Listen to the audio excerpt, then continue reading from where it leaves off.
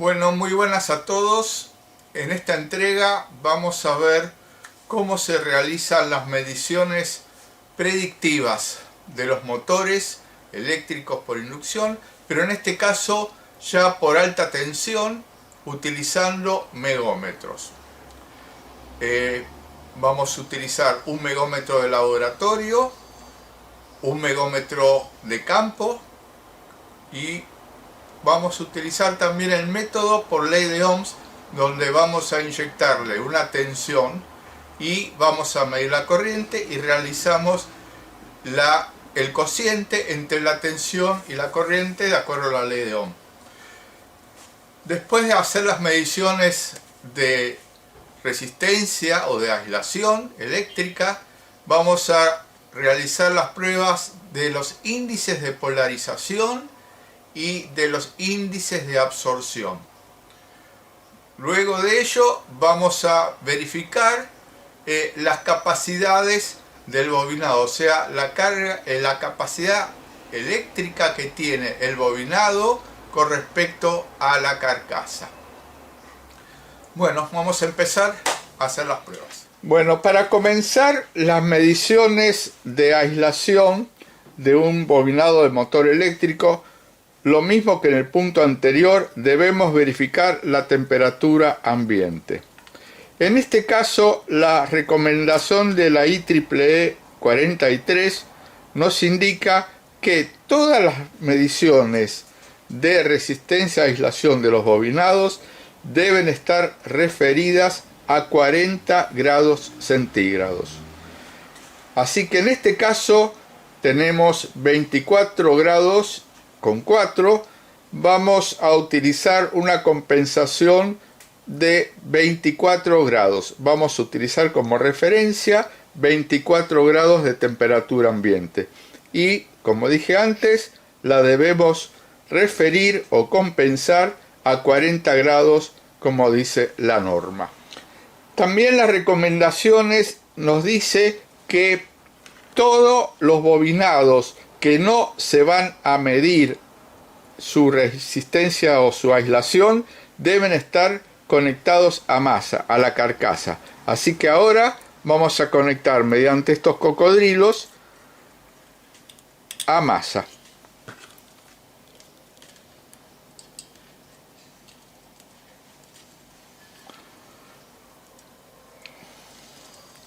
Los bobinados que no se van a medir. Y el bobinado que se va a emplear se utiliza por recomendación también internacional que el polo positivo, porque la medición se hace en corriente continua, el polo positivo siempre debe ir a la carcasa o a tierra. Y el polo negativo es el punto de medición.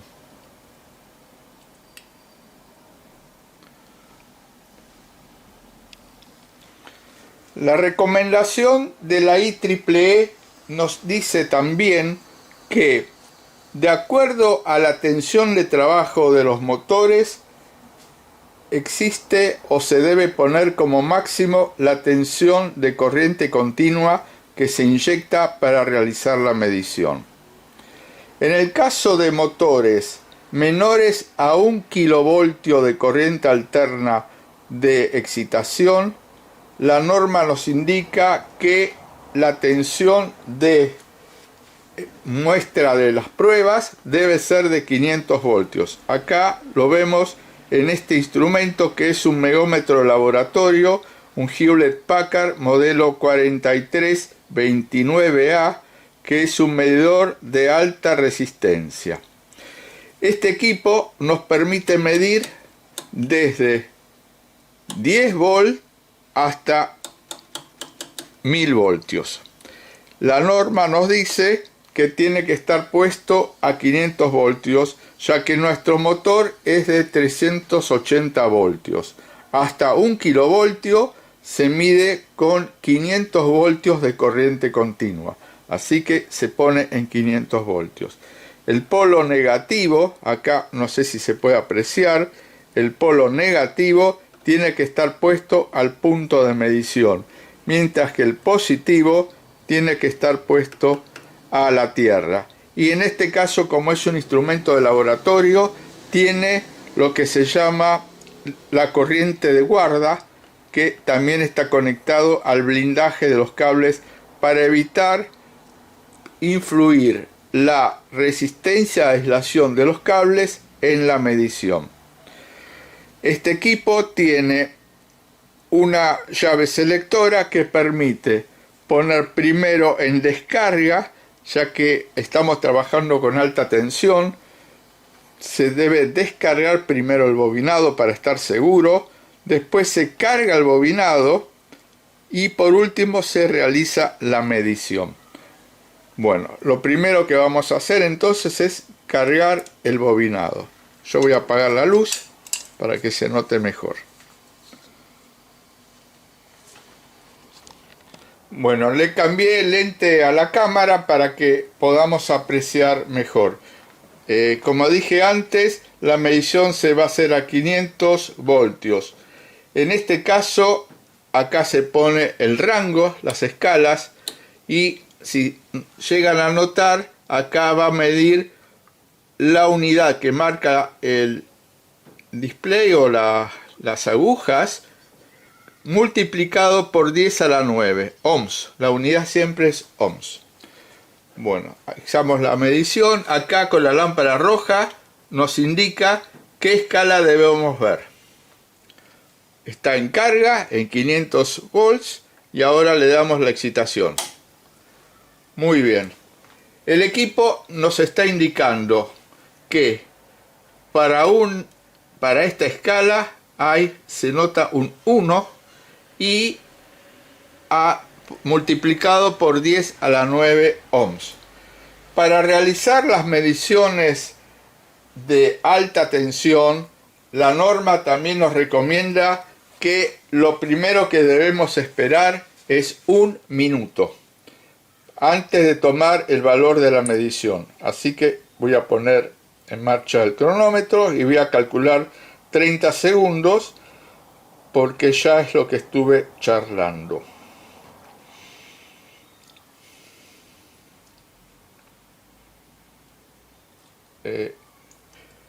Se espera porque dentro del bobinado existen varios elementos que influyen con el tiempo. Los elementos son la capacidad del bobinado que tiene con respecto a la carcasa, la capacidad eléctrica, se mide en faradios. Después tenemos la polarización de los átomos que tiene las moléculas del aislante, donde al estar excitado con alta tensión se orientan. Eso se llama polarización, y todo eso va variando con el tiempo y se estabiliza al minuto. Bueno, ya pasó y nosotros vemos que se mantuvo 1 por 10 a la 9. Este es el primer bobinado. Ahora vamos a realizar la medición del segundo bobinado. Ya he corrido los puentes que ponen los bobinados que no se miden a masa y estamos en el segundo. Primero siempre se arranca con la llave en descarga. Cargamos y ponemos a medir y hay que esperar 1 minuto.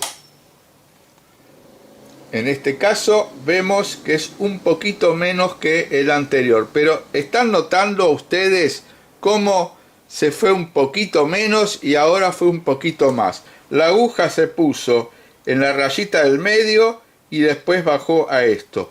Esto es justamente lo que les indiqué por causas de la capacidad eléctrica y por el índice, por las polarizaciones de los átomos. Siempre hay que esperar 1 minuto para la medición en todos los megómetros. Es para que se estabilice la medición. Otro tema que mientras estamos esperando y anotar este valor es que mi temperatura ambiente ha aumentado. acá se ve, estamos en 24/7. Así que toda la compensación vamos a hacerla nuevamente como lo hicimos en el caso de la resistencia eléctrica de los bobinados. Vamos a compensar de 25 grados a la temperatura referencia. Así que ya ha pasado un minuto y estamos de vuelta a 1 por 10 a la 9 ohmios. Se hace la descarga. Es lo más importante hacer la descarga, porque si no, cuando desconectemos los cables nos vamos a llevar una linda sorpresa por la capacidad almacenada o la carga almacenada por los capacitores que tiene el bobinado. Ahora voy a cambiar el bobinado.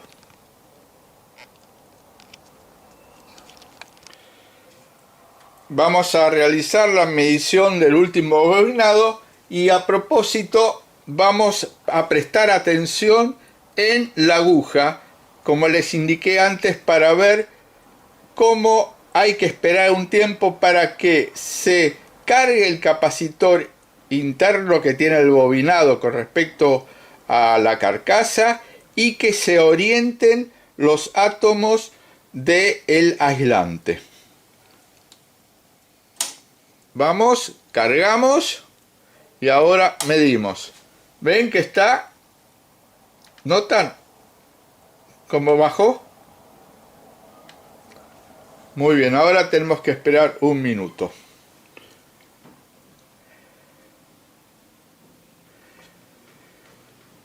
Mientras esperamos un minuto, la próxima medición se hará con un megómetro de campo.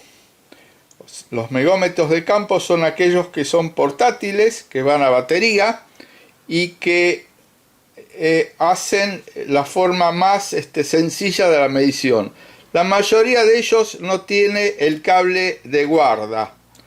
Que el cable guarda, como yo les comenté, es un aditamento que tienen los instrumentos de medición para minimizar la fuga que existe en un cable de medición. Mientras estamos viendo, voy a aprovechar para explicarles las causas de la baja de la aislación eléctrica en un bobinado de un motor, los motivos por el cual baja la aislación eléctrica de un bobinado motor. Uno de ellos es el calentamiento y enfriamiento excesivo del motor y en especial del bobinado. Acá, cuando se calienta o se enfría, está trabajando en lugares muy fríos y de golpe calienta el motor porque tiene que trabajar a su máxima potencia, ese cambio de temperatura excesivo hace que el bobinado sufra su aislación. Daños mecánicos es otra de las causas por el cual la aislación se pierde. Por ejemplo, está vibrando el motor o continuos arranques y paradas mayores a lo permitido por el fabricante. Eso, cada vez que nosotros arrancamos y paramos el motor, el bobinado internamente se estresa, o sea, se dilata y se contrae, vibra, porque hay pulsos magnéticos que reacomodan el bobinado. La vibración también es otro de los factores que influyen en la baja aislación y, por ejemplo, la vibración puede ocurrir por el eje desalineado o problemas de rulemanes.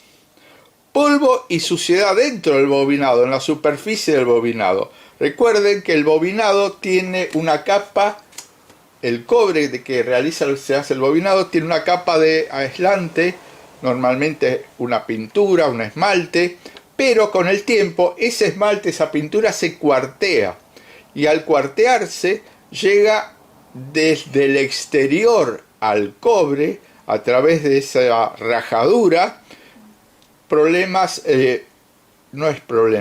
llegan partículas de humedad o productos químicos o polvo también, que hace que todo eso tenga contacto el cobre con la superficie del bobinado y con la suma de todos los puntos de contacto contra la masa. Eso hace que baje la resistencia de aislación. Otro punto importante que la causa de la baja aislación son aceites. Los aceites atacan a el esmalte del bobinado. Vapores o humos industriales son otro de los factores. Humedad ambiente, esto es fundamental, la humedad ambiente. Nunca se puede realizar una medición cuando estamos en el punto de rocío. El punto de rocío quiere decir que cuando la humedad ambiente es tan alta que por la temperatura se condensa el agua del ambiente y se deposita en la superficie del motor. Lo mismo hay que tener en cuenta en las mediciones de invierno, cuando un motor está, por ejemplo, almacenado y lo llevamos a un lugar frío. Eso también puede hacer que haya rocío o humedad condensada en el motor. Siempre cuando hacemos estas mediciones en invierno, sacando lugar caliente a un lugar frío, debemos esperar un tiempo prudencial para que se disipe esa condensación. Y por último, las sobretensiones eléctricas. A lo largo de la línea de alimentación de los motores fluctúa la tensión y puede fluctuar por pulsos, no debidos directamente a la instalación eléctrica, sino inherentes al equipo. Por ejemplo, los pulsos que puede inyectar un inverter o un variador de frecuencia o variador de velocidad, o los ruidos impulsivos o armónicos que existen en la red, que hacen que se vuelva a ver, que se vean pulsos en la alimentación del motor. Bueno, ya hemos pasado bastante tiempo y como hemos visto, acá se mantiene 1. Acá estamos con otro instrumento. En este caso es un medidor multifunción de la marca Unit, modelo UT525. Este equipo tiene otras funciones aparte de megómetro para medir continuidad, resistencia, tiempo de conmutación de los disyuntores. Este equipo yo lo utilizo muchísimo para la verificación de la puesta a tierra y la continuidad de las masas de acuerdo a la recomendación de la Subsecretaría de Riesgo de Trabajo 900/15, que es para medición de toma tierra. Bueno, ahora vamos a encenderlo. Acá primero vamos a poner su rango. Ven que permite poner hasta distintas tensiones. Acá está a 500 voltios. Se ve acá 500 voltios. Ya está conectado. Y otra cosa que quiero remarcar, que este equipo mucho no cumple la recomendación de la IEEE, porque el polo positivo recomienda el fabricante de este equipo conectarlo al punto vivo de medición y el polo negativo conectarlo a la carcasa. Después vamos a invertirlo a ver si hay cambio de medición. La recomendación IEEE es que el negativo sea el punto vivo de medición y el positivo a tierra. Bueno, para realizar la medición se aprieta el botón de test.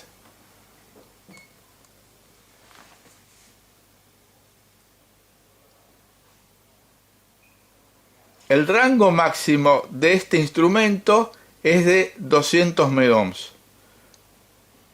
Acá me indica mayor a 200 megohms. ¿Ven? Así que la medición va a ser, el valor va a ser mayor a 200 megohms. Y acá nos marca 502 voltios la tensión de excitación. Esta medición mucho no nos va a servir porque con este instrumento de acuerdo a lo que vimos en el otro equipo Hewlett Packard, la resistencia a aislación es mucho mayor a 200 megohms. Así que mucho no nos va a servir esta medición. Es tan solo para mostrarles que existe otra forma de medir la resistencia de aislación con nuestros instrumentos, pero que en mi caso no va a cubrir el rango.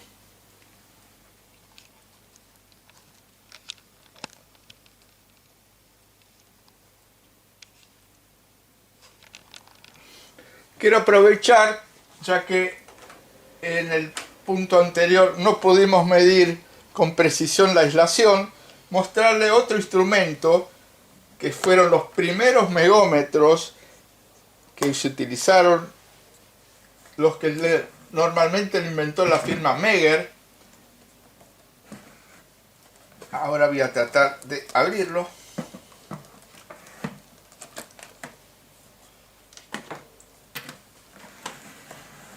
A ver si se ve bien. No. Estos megómetros eran con una dínamo. Acá tenemos una dínamo que con una manija que se giraba, que se gira, ¿ven? Generaba la alta tensión para efectuar las mediciones. Este no utiliza ningún tipo de energía externa, salvo la nuestra, la mecánica de nuestra mano. Así que este es otro sistema de medición de megómetro que en este caso no lo vamos a poner a medir porque también marca 500 megohms como máximo. En este modelo mide rangos con tensiones de 10 volts, de 100 volts y de 1000 voltios. Es un megómetro marca Siemens mecánico. Son de los primeros que se utilizaban antes. Vamos a tratar de poner mejor. Ahí está. A ver si se nota. A ver, acá hay una manija que uno giraba la manivela, se conectaba los cables acá a lo que queremos medir y generábamos 10, 100 o 1000 voltios. Tiene adentro una dínamo.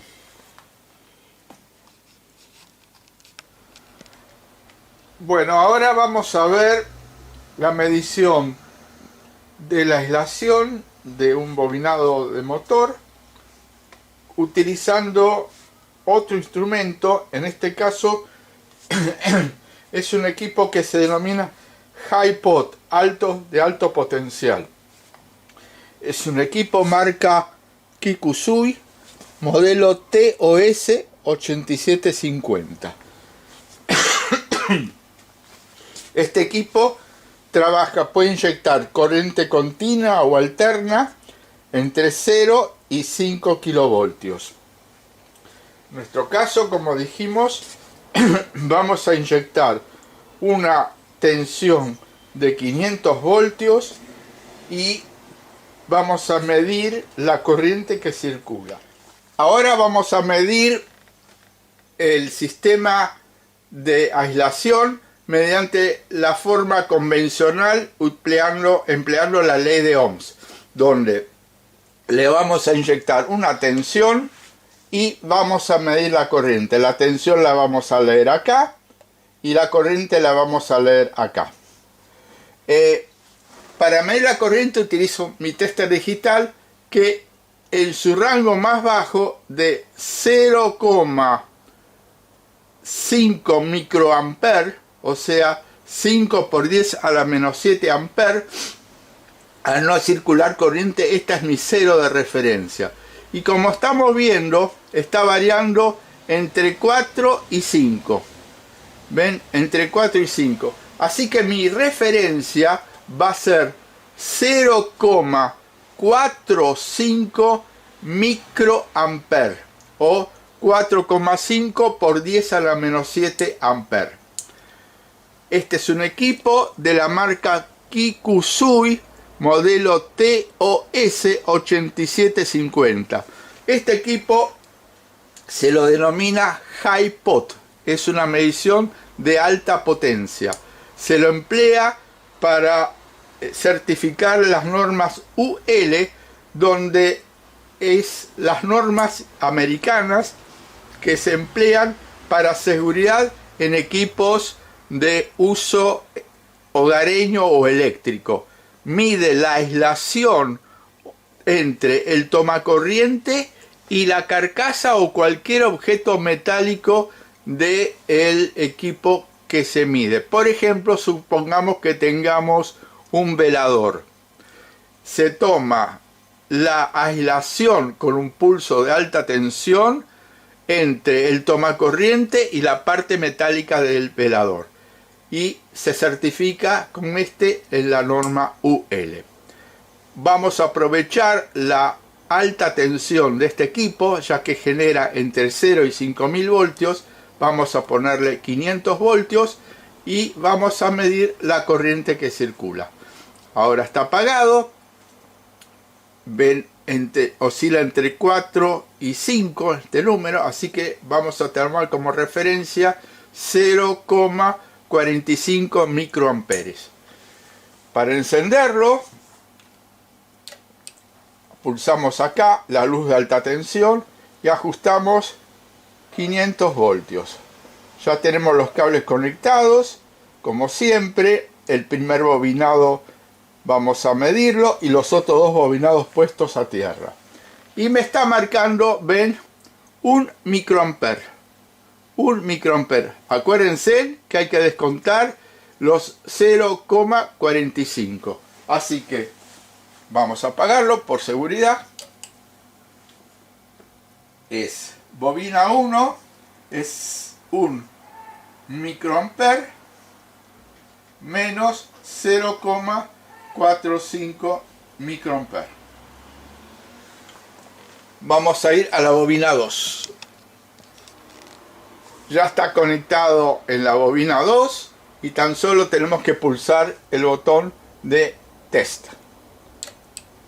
500 voltios y acá marca 1,1 y ven cómo bajó o la corriente. Eso es debido a la corriente de polarización que después vamos a estudiarlo. Acá también estamos en 1 microamper.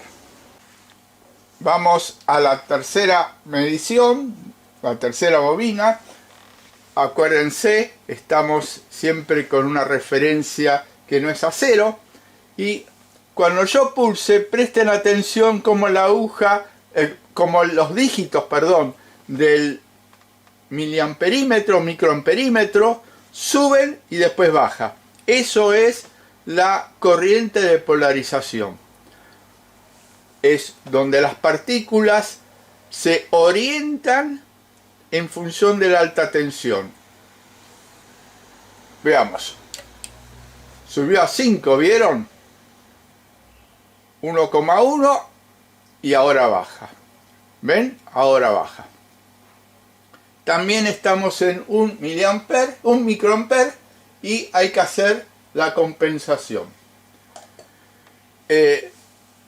Ahora vamos a hacer la cuenta por ley de Ohms.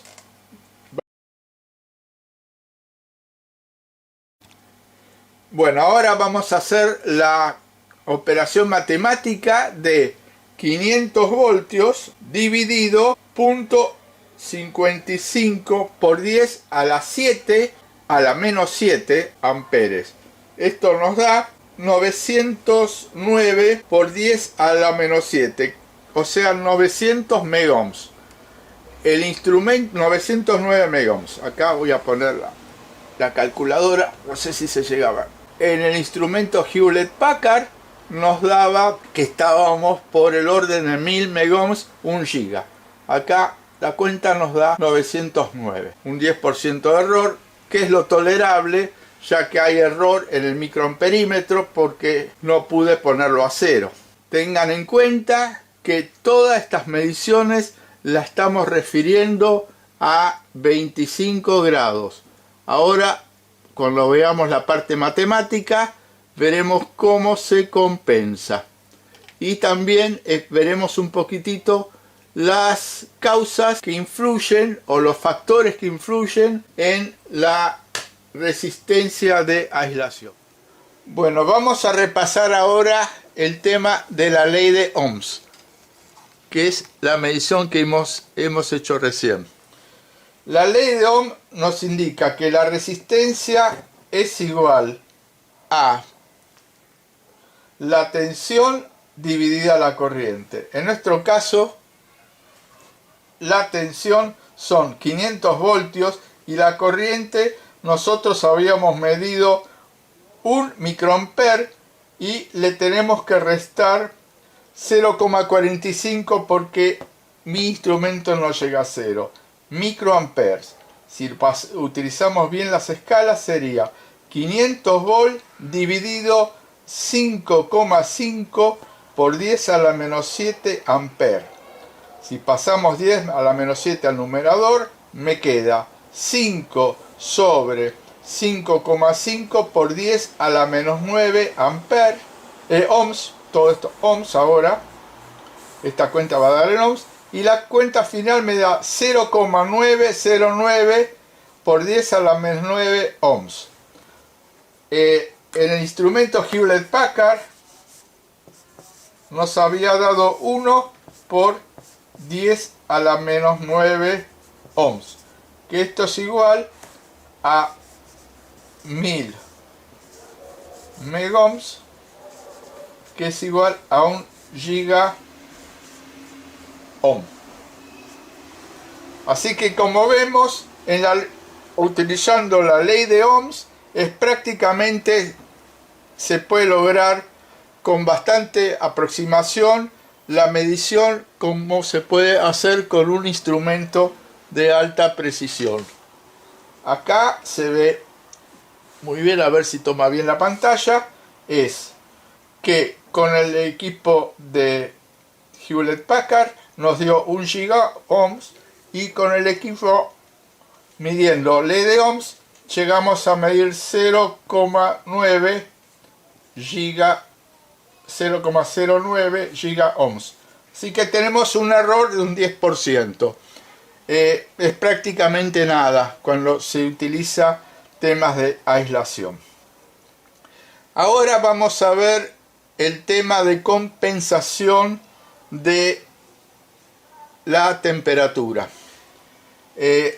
Para compensar la temperatura, las recomendaciones internacionales dicen que por cada 10 grados centígrados que se incrementa, la resistencia de aislación disminuye en la mitad.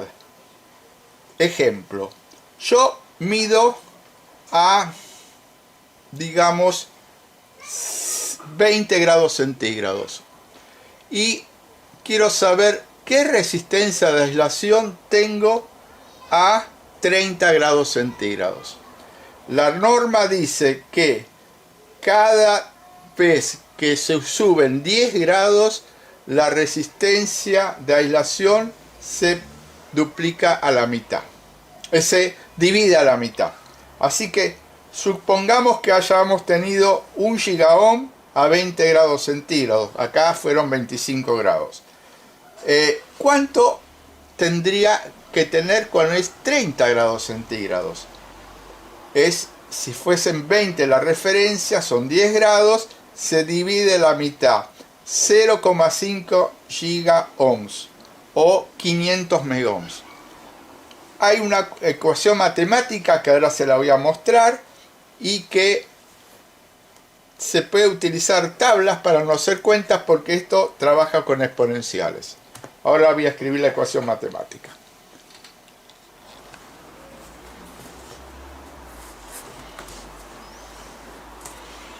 Bueno, acá vamos a ver cómo se hacen las cuentas para la compensación de temperatura. Recuerden, como les dije anteriormente, que la recomendación de la IEEE dice que por cada 10 grados centígrados la resistencia de aislación va a bajar a la mitad. cada 10 grados que sube la temperatura. La temperatura de referencia en la norma es de 40 grados centígrados. Y la ecuación es la siguiente.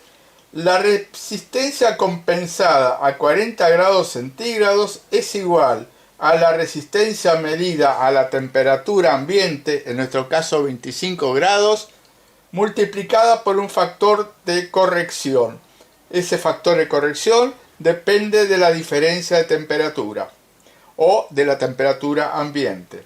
La ecuación sería la resistencia medida a la temperatura ambiente multiplicado por la mitad, acuérdense que baja la mitad, elevado a el delta T, que sería 40 menos 25, dividido 10, porque es cada 10 grados que se va a poner a la mitad la resistencia, y esto nos da la cuenta que es RT multiplicado, el delta T es 15 dividido 10, es 1,5, RT por 0,5 elevado a la 1,5, y si hacemos la cuenta, ahora voy a agarrar una calculadora para que vean cómo se calcula con una calculadora científica, a ver si sale.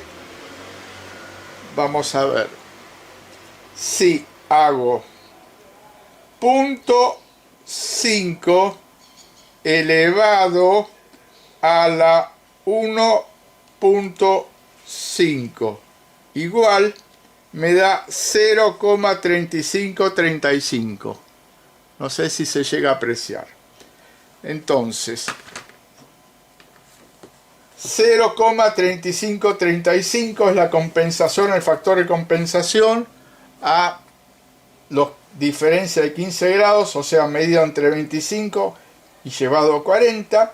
Esto me da, utilizando la medición del equipo Hewlett-Packard, me da 1000 megohms multiplicado por 0,3535 es igual a 353,5 megohms.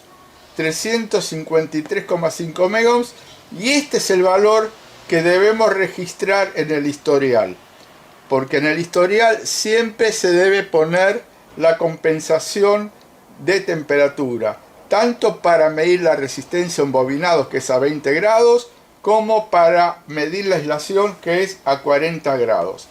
Si uno está en el campo y no puede hacer estas cuentas, no tiene una calculadora científica para hacer estas cuentas, es muy sencillo. Hay una tabla, alguien se rompió la cabeza e hizo una tabla, y esta tabla se maneja, a ver si se puede ver, de la siguiente manera. La resistencia a 40 grados es igual a un factor de compensación medido por la resistencia a la temperatura ambiente. Mi temperatura ambiente hoy es 25 grados, acá ve. Entonces, acá está la columna de grados centígrados, 25, y directamente acá me da el factor de corrección, 0,354. 0,354, y a mí me dio 0,3535. Es lo mismo, porque como acá hay un 5, acá se pone un 4. Entonces, directamente con tablas, ustedes pueden congelar esta imagen y sacar la foto de esta tabla. Acá se puede ver que, por ejemplo, se marca que dio una medición de la aislación de 100 megohms, medido a 500 volts.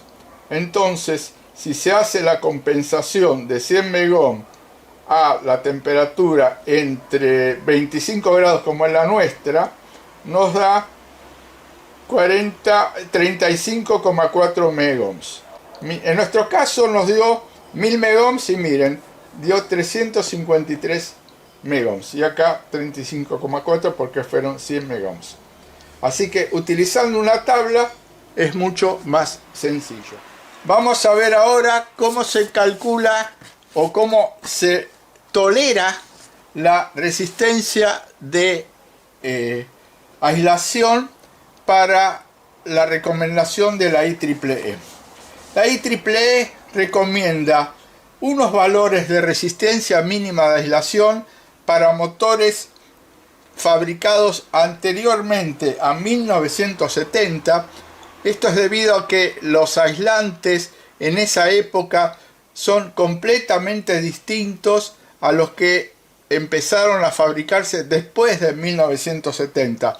Empezó a aparecer el poliéster, el mylar y materiales nuevos que antes no existían. Existía antes el algodón, los barnices orgánicos y alguno que otro material especial. Pero ahora, entonces, la norma nos indica que la resistencia mínima, por eso voy a poner mínimo, es igual a la tensión en kilovoltios de la excitación del motor. En nuestro caso, por ejemplo, es 380 voltios, sumado 1. Y esto nos da en megaohms. Quiere decir que para un motor anterior a 1970 es la tolerancia de resistencia de aislación del bobinado a 0,380 más 1 igual a 1,38 megaohmios. Así que si un motor antiguo nos da 1,38 megaohms, para la norma es una aislación mínima correcta. Por supuesto que tratamos de tener más aislación. Así que cuando nosotros medimos y nos da en un motor antiguo menor a 1,38 y aunque esté funcionando, ya podemos predecir que este motor va a fallar. En algún momento va a fallar. Y cercano. Ahora, ¿qué es lo que pasa después de 1970? La recomendación dice que la resistencia mínima es igual a 100 megaohmios. Así que para un motor fabricado posteriormente a 1970, la resistencia de aislación mínima es 100 megohms. Esto da la norma IEEE.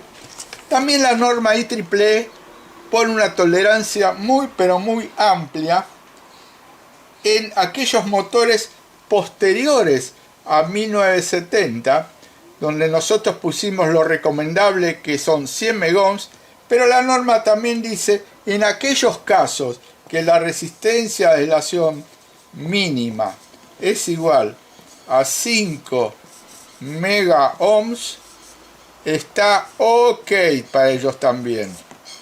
Ok. O sea que también tiene una tolerancia muy grande. En motores anteriores a 1970 es 1,38 megohms de aislación entre el bobinado y masa y entre bobinados. Nosotros siempre hicimos la medición de un bobinado con respecto a masa y poniendo también los otros dos bobinados a masa. Así que indirectamente estamos midiendo bobinados entre sí también. Bueno, ahora vamos a explicarles si nosotros vemos en detalle cómo está compuesta la resistencia de aislación. Estaría compuesta de la siguiente manera. Acá tenemos dos terminales, del cuales uno es la carcasa del motor y el otro sería el bobinado. El bobinado tiene, por un lado, una resistencia de fuga a tierra. Tiene una capacidad con respecto a tierra.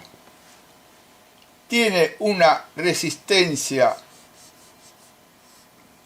con respecto a tierra de polarización. Es lo que yo les indiqué, que las partículas se van orientando a medida que va pasando el tiempo. O sea, al principio, cuando le inyectamos la tensión, las partículas, los átomos están desorientados y se van alineando a medida que va pasando el tiempo. Esa alineación hace que la resistencia vaya aumentando con el tiempo. Entonces, acá estos tres factores los podemos interpretar de la siguiente manera. Si nosotros acá hacemos un gráfico de corriente en función del tiempo, vemos que existe una corriente constante de fuga o de aislación. Existe una corriente instantánea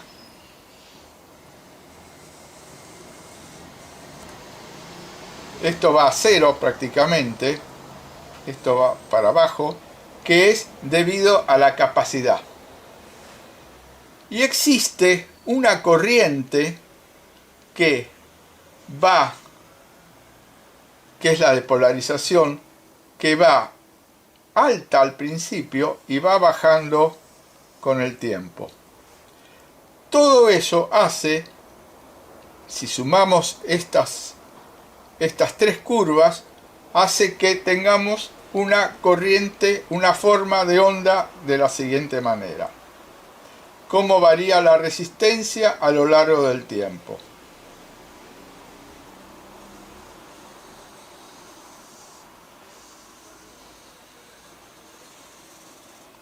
Entonces, por eso es importante, cuando nosotros dijimos que hay que medir a 1 minuto, bueno, acá está exagerado, esto sería 1 minuto.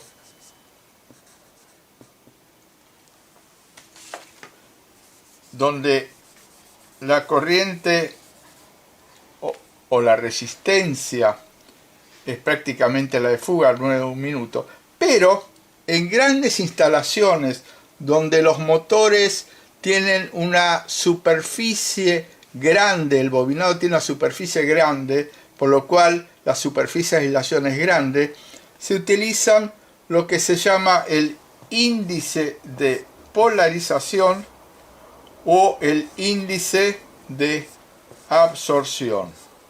Estos dos índices son cuando la superficie del bobinado es importante, o sea, en aquellos motores grandes. En mi caso, que estamos midiendo ahora, es un motor pequeño, es de 1 caballo, así que la superficie del bobinado es pequeña.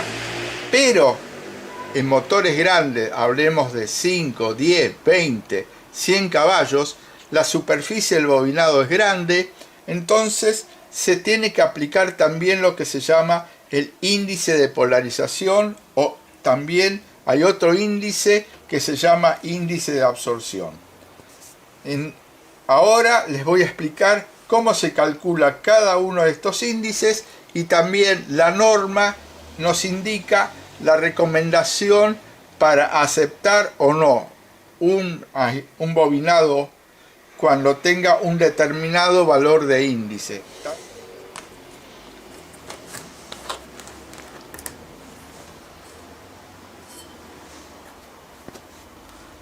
Bueno, el índice de polarización se calcula de la siguiente manera. Es un valor que no tiene unidades y se hace la resistencia de aislación medida a 10 minutos dividido la resistencia de aislación dividido a 1 minuto. Esto quiere decir que nosotros comenzamos a medir con el megómetro o con el sistema de ohms A 1 minuto tomamos el valor de comenzar.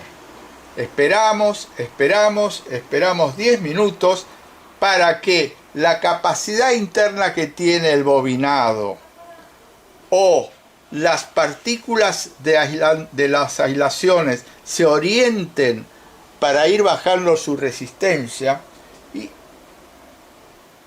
entonces medimos a los 10 minutos.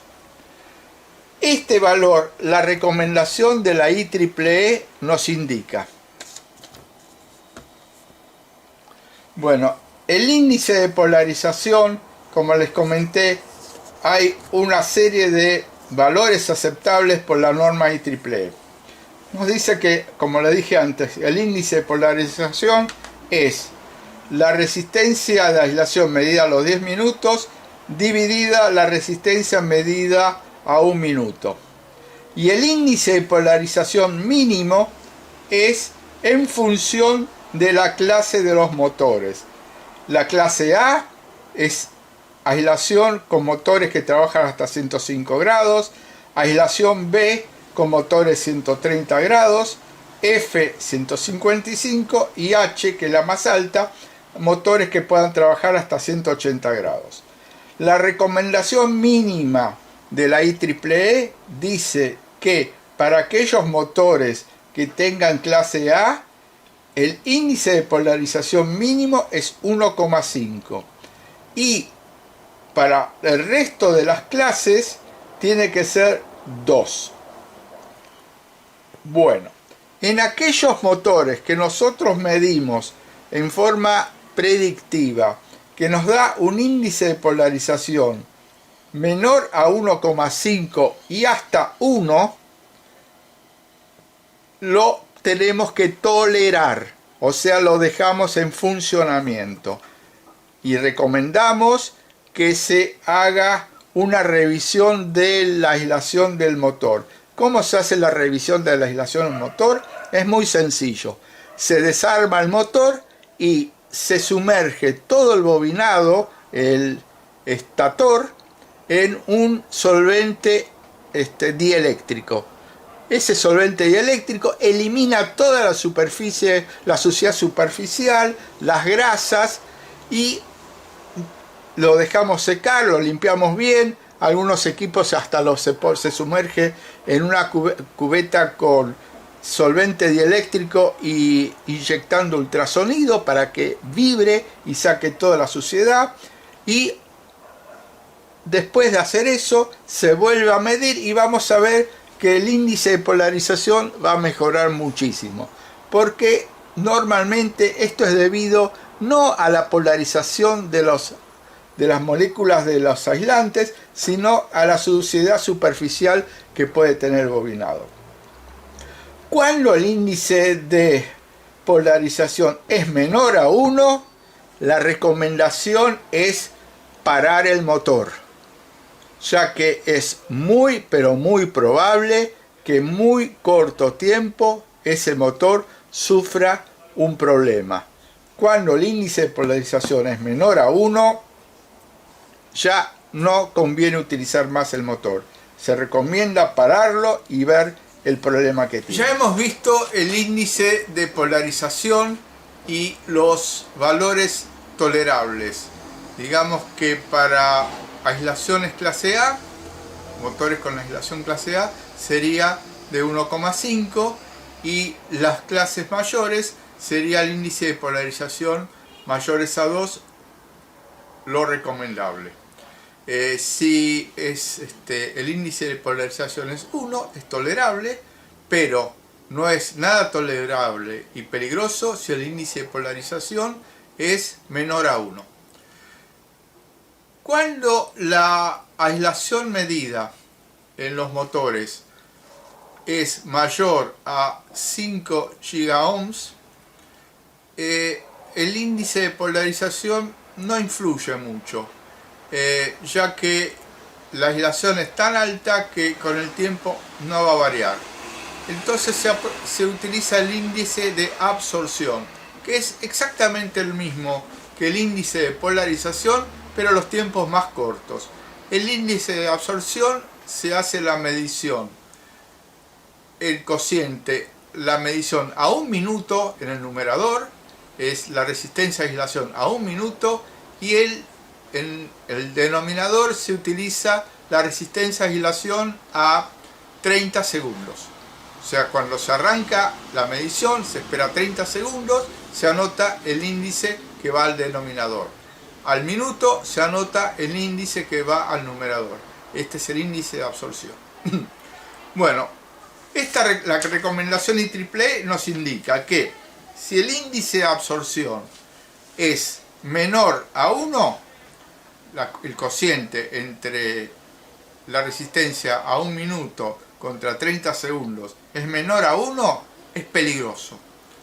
Es el mismo caso cuando dijimos que era menor a 1 el de polarización.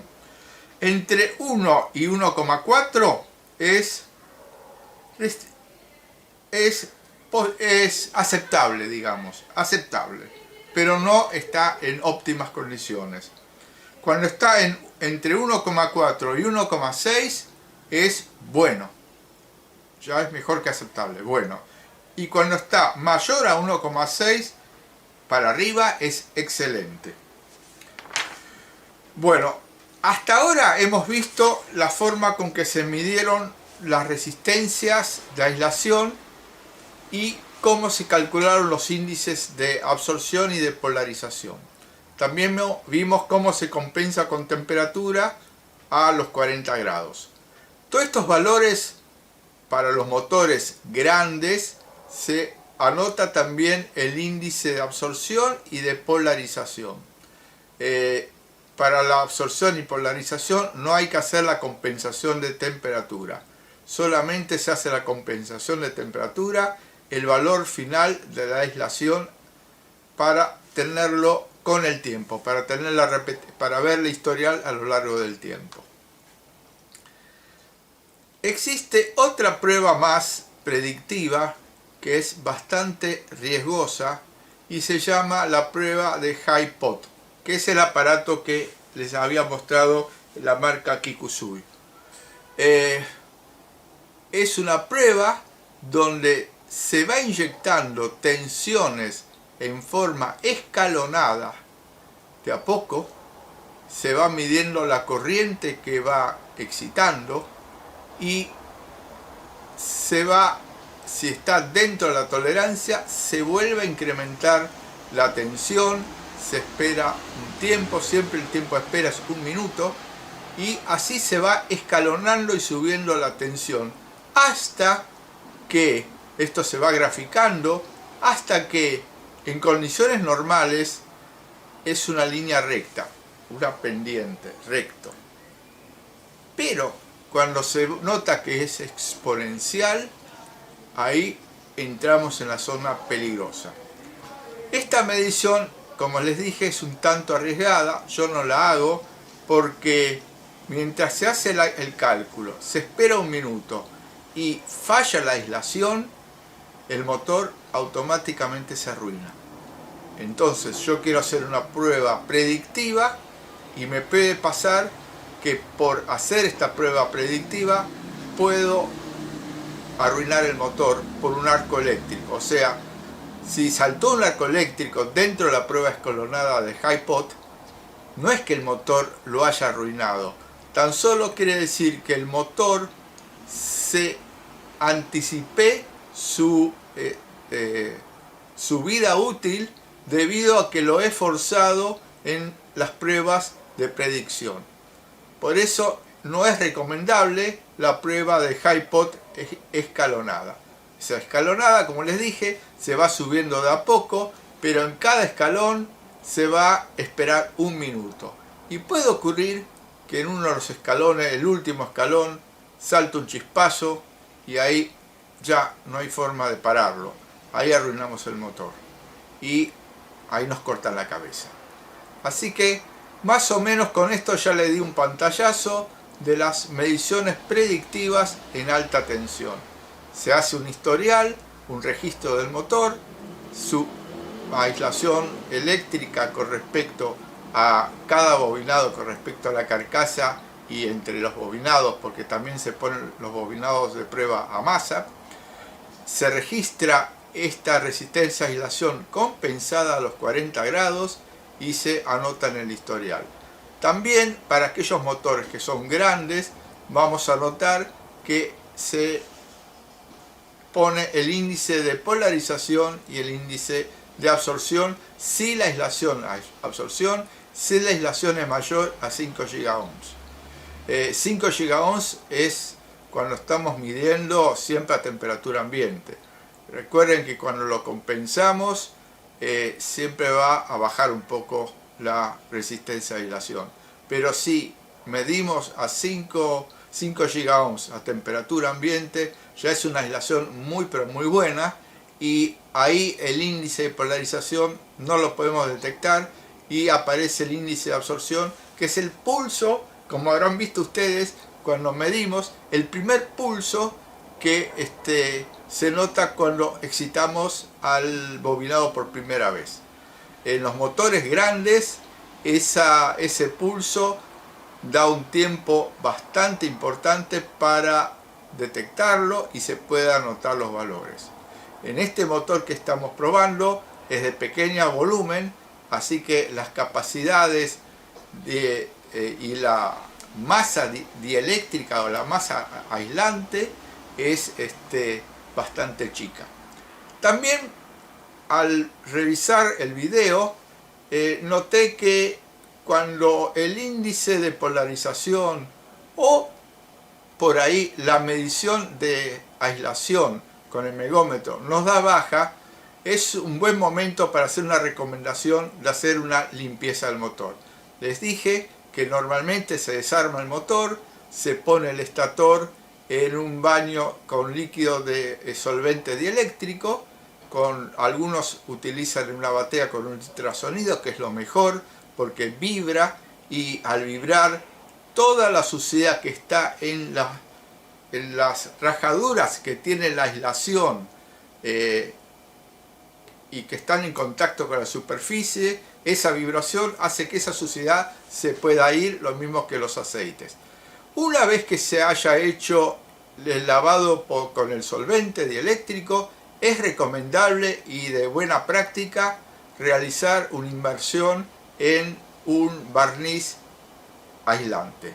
Normalmente se pone, hoy en día existen barnices de muy buena calidad con tipo poliéster que aguantan mucha temperatura, entonces es una buena recomendación, una vez de haber hecho lavado con solvente dieléctrico, hacerle un precalentamiento al motor en un horno para sacar toda la humedad y después hacerle un baño de inmersión en un barniz a base de poliéster o cualquier otro elemento moderno hoy en día que garantice entrar la capa aislante en todas las fisuras que existieron, porque al lavar con el solvente dieléctrico no tapamos las fisuras, lo que está cuarteado, el material aislante, solamente lo podemos tapar con estos materiales aislantes por inmersión. Así que lo recomendable, si detectamos algo, es decir, una limpieza, un secado y una inmersión con material dieléctrico o aislante nuevo.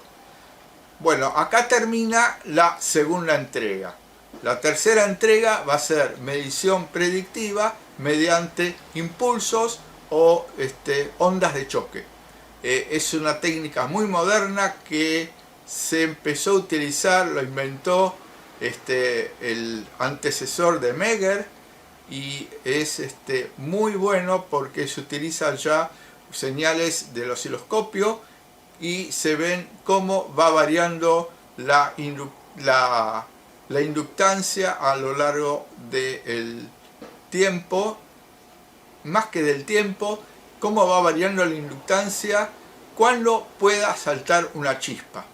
Eso lo vamos a ver en la próxima entrega, donde vimos todo el tema de aislaciones, medición de aislaciones con el megómetro. Me olvidé de incluir dos puntitos más que lo pongo en este videito cortito como adicional. Se trata de la medición de la capacidad por el dieléctrico que se forma en el bobinado entre cada una de las bobinas y la carcasa del motor, y la forma de medir con un instrumento que fabriqué casero, reemplazando un megómetro que no tiene tanta precisión como los megómetros profesionales, pero nos da una aproximación del estado de aislación del equipo. El megómetro casero que he hecho el orden tiene una determinación máxima por el orden de 1 gigaohm. Así que vamos a ver tan solo cómo se mide la capacidad de un bobinado y cómo aplicamos este megómetro casero para detectar fugas entre el bobinado y la carcasa del motor. Para hacer la prueba de medición de capacidad se utiliza este aparatito. Es un aparato multifunción y se pone entre un campo o un bobinado y masa. Y va a medir la capacidad de cada uno de los bobinados con respecto a la carcasa. No hay que poner los otros contra masa. Se aprieta acá el botoncito y ya lo hace todo solo. Bueno, nos está indicando, a ver, voy a poner la cámara.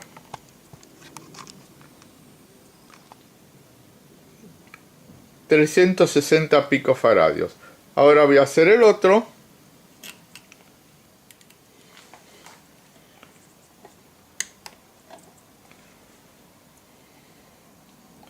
Nos indica 447 picofaradios. Y el otro, el último acá, bobinado, nos indica 371 picofaradios. Bueno, esta pequeña diferencia lo podríamos registrar y veríamos cómo a lo largo del tiempo puede ir variando. La variación de la capacidad es debido a la temperatura y a las condiciones del dieléctrico, que es la aislación.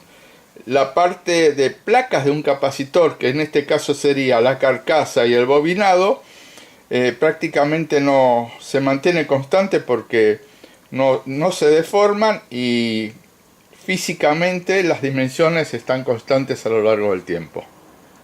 Ahora vamos a hacer la medición de aislación utilizando el aparatito que diseñé yo, un megómetro casero. Acá vemos el megómetro que diseñé. Es un megómetro de baja tensión pero de muy alta sensibilidad, que es bastante comparable con los profesionales. En este caso pongo, como dice la norma, el polo positivo a la carcasa, masa, y el punto a medir el negativo. Y tan solo se enciende y ven, cuando la luz azul se va a apagar es que tiene mayor de 1 gigaohm.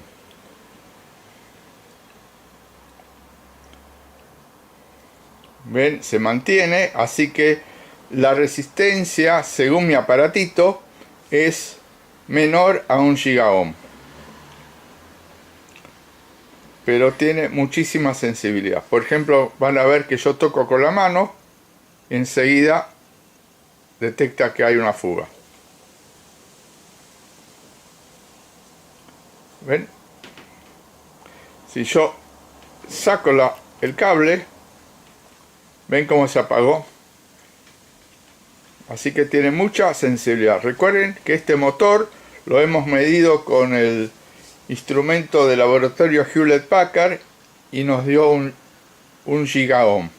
Este aparatito detecta más allá de 1 gigaohm, pero no tiene forma de poner unidades, tan solo con la lamparita.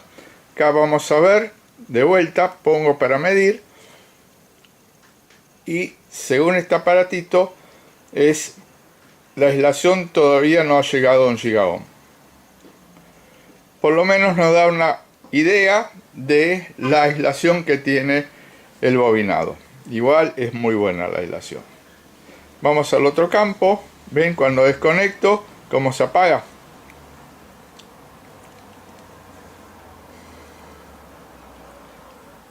La misma aislación.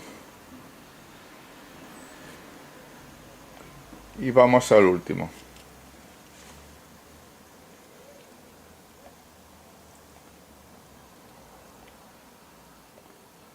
Bueno, tan solo les quería presentar este megómetro. Es portátil, de baja tensión. Ven que yo puedo tocar los cables y no tengo ningún problema de que me dé una descarga eléctrica. Es muy sencillo y portátil, y el tamaño es muy reducido. Ven que es del tamaño de una mano. Las lamparitas que tienen, los LED que tienen indicadores, son de referencia. Lo único que cuando prende el LED rojo, que es este, me está indicando que la cosa no está bien. Y cuando se apaga el azul que está en el centro, quiere decir que está recontra bien, o sea, perfecta la aislación. Así que vamos a medir nuevamente para que tengan una idea. Ven, el tiempo que tarda es por la capacidad que hay. Y como no hay cambio, es lo que está detectando como resistencia de fuga. Así que este aparatito posiblemente detecte mucho más de 1 gigaohm. Nosotros hemos medido este motor y a donde está prendida la lámpara es para nuestra medición 1 gigaohm. Y para este aparatito todavía podría medir 2 puntos más, que sería esta lámpara, esta, y apagar la azul. ¿Ven? Cuando yo desconecto, ¿cómo se apagó todo? Ahí la resistencia es infinita. Bueno, tan solo era la presentación de esto, la forma como se mide un capacitor y un megómetro casero que puede servirnos como herramienta para detectar fugas.